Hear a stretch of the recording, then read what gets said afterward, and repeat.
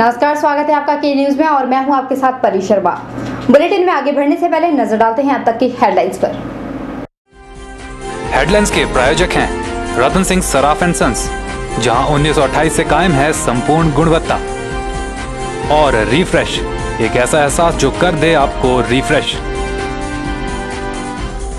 मंडी में 3 पुलिस कर्मियों ने लूटी महिला की असमत, तीनों गिरफ्तार, कोर्ट ने भेजा 3 दिन के पुलिस रिमांड पर। बद्दी के एक उद्योग में लगी आग, लाखों का हुआ नुकसान, शॉर्ट सर्किट रहा कारण, दमकल विभाग पहुंचा मौके पर। डीजल और पेट्रोल के दामों में बढ़ोतरी से ऑटो चालक परेशान, ऑटो संघ ने सौंपा ज्ञापन, किराया बढ़ाने की हुई मांग। और कुछ लोगों ने दिया इंसानियत का परिचय, पेड़ पर फंसे बेजुबान कौवे को बचाने में जुटे लोग, दमकल विभाग ने की मदद। सांसद प्रतिभा सिंह ने मंडी लोकसभा उपचुनाव में मिली जीत का श्रेय पार्टी के केंद्रीय नेतृत्व, मुख्यमंत्री वीरभद्र सिंह और कांग्रेस के तमाम नेताओं और कार्यकर्ताओं को दिया है। शिमला में आयोजित एक पत्रकार वार्ता के दौरान सांसद प्रतिभा सिंह ने कहा कि केंद्र की यूपीए सरकार और प्रदेश की कांग्रेस सरकार की जन कल्याणकारी नीतियां ही उनके काम आई है। मंडी लोकसभा उपचुनाव में मिली ऐतिहासिक जीत के बाद प्रतिभा सिंह को शिमला स्थित उनके निजी आवास में बधाई देने वालों का काफी हुजूम लगा है। कांग्रेस के कई वरिष्ठ नेताओं ने प्रतिभा को चुनाव में जीत की बधाई दी। वहीं प्रतिभा सिंह ने अपनी इस जीत का श्रेय मुख्यमंत्री वीरभद्र सिंह और कांग्रेस के सभी वरिष्ठ नेताओं और कार्यकर्ताओं को दिया। वहीं प्रतिभा सिंह ने जीत के लिए समस्त मतदाताओं का आभार भी प्रकट किया। सारा श्रेय कांग्रेस पार्टी को जाता है। कांग्रेस पार्टी ने बहुत विकास किया है। हिमाचल प्रदेश में हमारे पिछले 6 महीने में जो सरकार रही, उनके द्वारा जो विकास के काम जिसकी शुरुआत अब नए सिरे से हुई, उसका श्रेय लोगों ने कांग्रेस को दिया। और इसी तरह से केंद्र सरकार की बहुत सी योजनाएं, चाहे हमारे मनरेगा का कार्यक्रम है, सर्व शिक्षा अभियान का प्रोग्राम है और रूरल हेल्थ मिशन है, ऐसे बहुत से कार्यक्रम, 16 स्कीमें प्रतिभा सिंह ने कहा कि वे जनता के विश्वास पर खरा उतरने की पूरी कोशिश करेंगी। साथ ही प्रतिभा सिंह ने यह भी कहा कि वे मंडी को पर्यटन की दृष्टि से और विकसित करेंगी और लोकसभा क्षेत्र में हेलीपैड का निर्माण और सड़कों की स्थिति सुधारना उनकी प्राथमिकता रहेगी। बहुत से काम है जो अभी करने को बाकी है। काफ़ी खास करके हमारे सड़कों का सुधार करने की आवश्यकता है। हमारे टूरिज़्म पॉइंट ऑफ व्यू से हिमाचल को आगे बढ़ाने की आवश्यकता है। हमारे एयरपोर्ट्स जो जिनको थोड़ा एक्सटेंड करने की आवश्यकता है, ताकि बड़ा एयरपोर्ट यहाँ, बड़ा हवाई जहाज़ आ सके, चाहे वो कुल्लू का है, चाहे गग्गल का है, चाहे शिमला का है, उसके ऊपर भी ध्यान देने की आवश्यकता है। तो काफ़ी डेवलपमेंट के काम, इवन हेलीपैड्स, कई क्षेत्र हमारे ऐसे जहाँ हम हेली स्कीइंग शुरू करना चाहते हैं, तो वहाँ पर टूरिस्ट लाने के लिए हमको वो हेलीपैड बनाने की आवश्यकता है। वैसे तो है काफ़ी दूर दराज के क्षेत्रों में, पर कई क्षेत्र ऐसे हैं जो अभी भी जिनके पास ये सर्विसेज नहीं है, तो उनको बनाकर हम चाहेंगे कि टूरिज़्म के को नज़र में रखते हुए ये सब काम करने की आवश्यकता है। प्रतिभा सिंह के लिए फिलहाल बधाइयों का दौर जारी है और अब देखना ये होगा कि आने वाले समय में प्रतिभा सिंह जनता से किए वादों पर खरा उतरने के लिए क्या कदम उठाती हैं। Bureau report, Shimla. प्रदेश सरकार पर्यावरण को स्वच्छ बनाने के लिए पर्यावरण संरक्षण पर बल दे रही है और प्रदेश भर में प्रदूषण नियंत्रण बोर्ड लोगों में जागरूकता लाने के लिए प्रयासरत है। बोर्ड के सदस्य एवं कांग्रेस के वरिष्ठ नेता प्रेम कौशल ने कूड़ेदान में जलाने और इससे फैल रहे प्रदूषण पर आ रही शिकायतों पर विभिन्न क्षेत्रों का दौरा किया। प्रदेश प्रदूषण नियंत्रण बोर्ड के सदस्य प्रेम कौशल ने हमीरपुर उपायुक्त कार्यालय के समीप नगर परिषद द्वारा रखे गए कूड़ेदान का निरीक्षण किया और स्थिति का जायजा लिया। कौशल ने अपने औचक निरीक्षण पर कहा कि उनके ध्यान में प्रदेश के कई हिस्सों से दूरभाष के माध्यम से शिकायतें मिली हैं कि कूड़ा कचरा खुले में फेंका जा रहा है और कूड़े कचरे को सही स्थान पर डंप करने के बजाय उसे जलाया जा रहा है, जिससे प्रदूषण को बढ़ावा मिल रहा है। कौशल ने पत्रकारों से बातचीत करते हुए कहा कि प्रदूषण बोर्ड नगर परिषद, ग्राम पंचायतों के अलावा नगर पंचायतों पर भी पूरी नज़र रखे हुए है। दौरे पे इस संदर्भ में आया हूँ कि कुछ शिकायतें मिली थी कि यहाँ हमीरपुर शहर में जो नगर परिषद के डस्टबिन है जिनमें कचरा रखा जाता है, उनमें कचरे को जलाया जा रहा है। ऐसी कुछ शिकायतें आई थी। तो मकसद ये था कि आज व्यक्तिगत तौर पे मुझे हमारे जो चेयरमैन हैं श्री कुलदीप ठाणी जी, उन्होंने निर्देश दिए थे कि आप जाके इसको दौरा करें और देखें मौके पर जाके क्या स्थिति है। तो ये सारा मैं आज कुछ टूर कर लिया है मैंने, और कुछ अभी आप लोगों से बातचीत करने के बाद मैं जाऊँगा। नगर परिषद के जो हमारे एग्जीक्यूटिव ऑफिसर हैं, इनको मैंने यही कहा है कि एक तो जो कूड़े करकट के जो डस्टबिन हैं, इनको डेली खाली किया जाए, क्योंकि अगर इनको रोज़ खाली नहीं करेंगे, लोगों ने कचरा फेंकना है, डस्टबिन के बाहर गिरता है तो डस्टबिन को उठा के ले जाते हैं, लेकिन जो बाहर कचरा रहता है वो रह जाता है। तो इसको रोज़ खाली करें, और ये जो इसको जला के जो कचरे को जलाया जाता है और उससे जो प्रदूषण फैलता है, ये बहुत हानिकारक है। इसके विषय में मैंने इनसे कहा है कि ऐसी घटना जो है वो दोबारा जो है वो हमीरपुर नगर के अंदर होनी नहीं चाहिए। गौर रहे कि सरकार द्वारा राज्य को स्वच्छ और सुंदर बनाए रखने के लिए जहां लोगों को जागरूक किया जा रहा है, वहीं हमीरपुर में स्वच्छता ना होने पर लोगों की शिकायतों पर बोर्ड के सदस्य ने खुद क्षेत्र का दौरा भी किया है, जो स्वच्छता की ओर बढ़ता बेहतर कदम माना जा सकता है। ब्यूरो रिपोर्ट, के न्यूज़, हमीरपुर।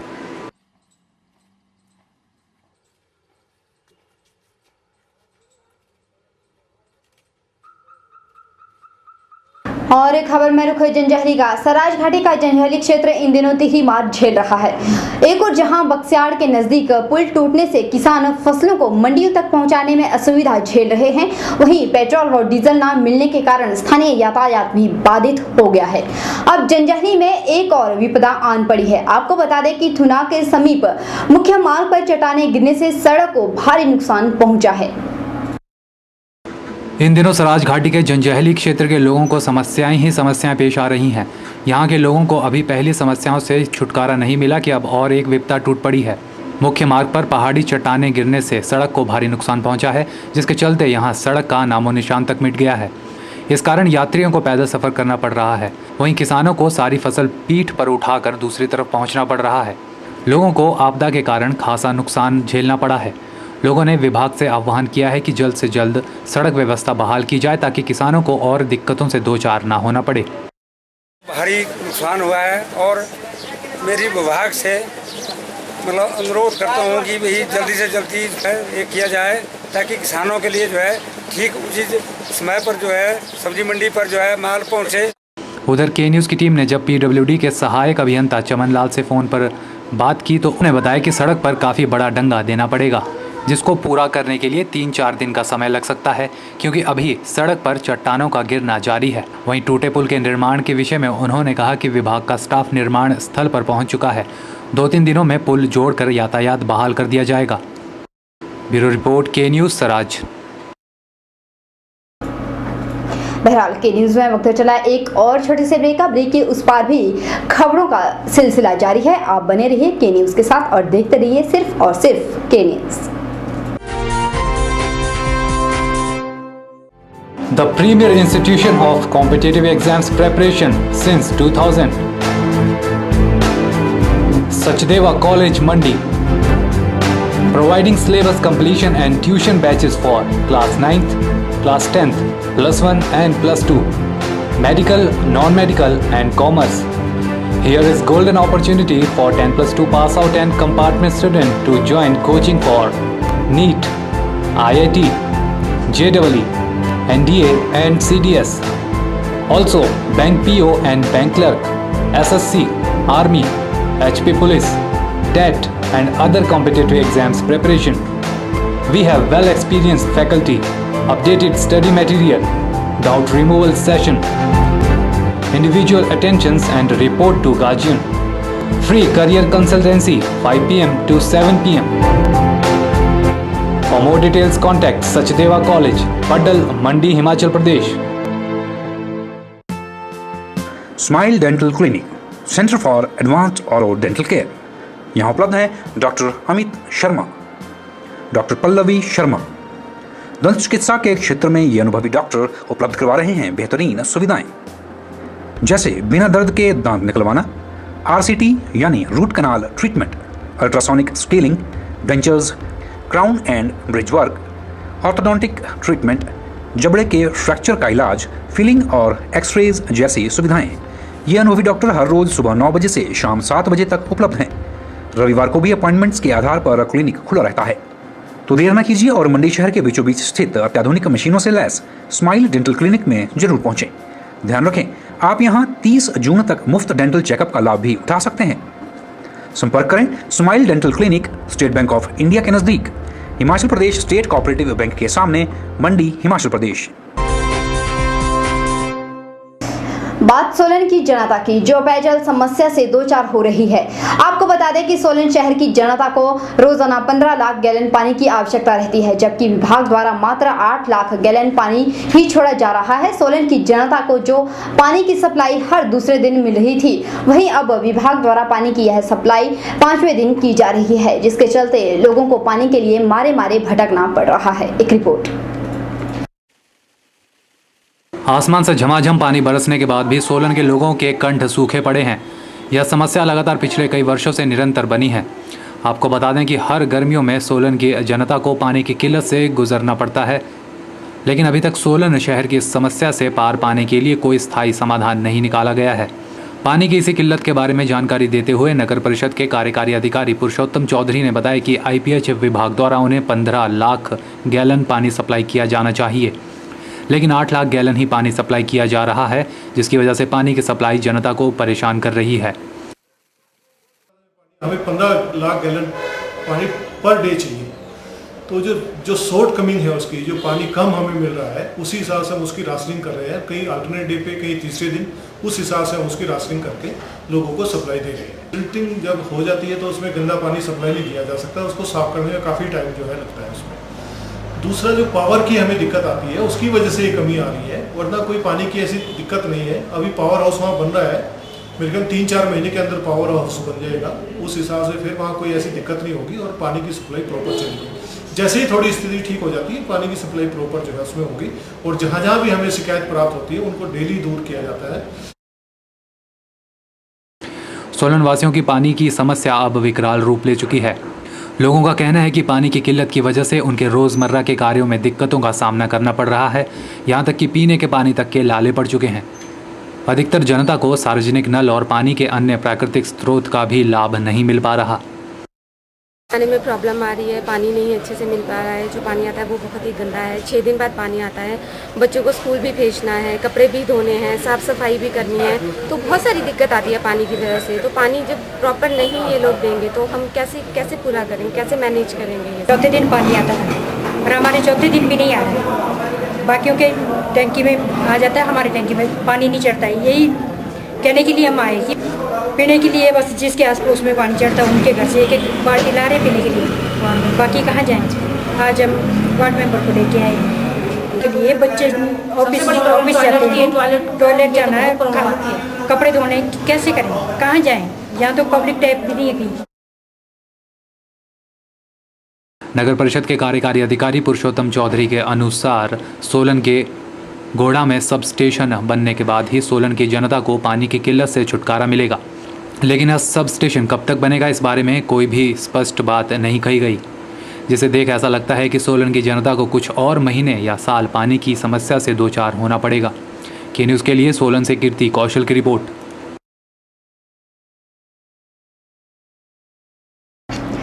और खबर धर्म से जुड़ी हुई। मंडी में एक धार्मिक संस्था द्वारा चंडी महायज्ञ का आयोजन किया गया, जिसमें कई ज्ञानी पंडितों द्वारा मंत्रोच्चारण कर इस यज्ञ को पूर्ण किया जा रहा है। वहीं इस दौरान भगवान राम की कथा का भी लोगों को रसपान करवाया जा रहा है। कथा के दौरान मां शाकुंभरी के श्रृंगार का वर्णन भी किया गया है।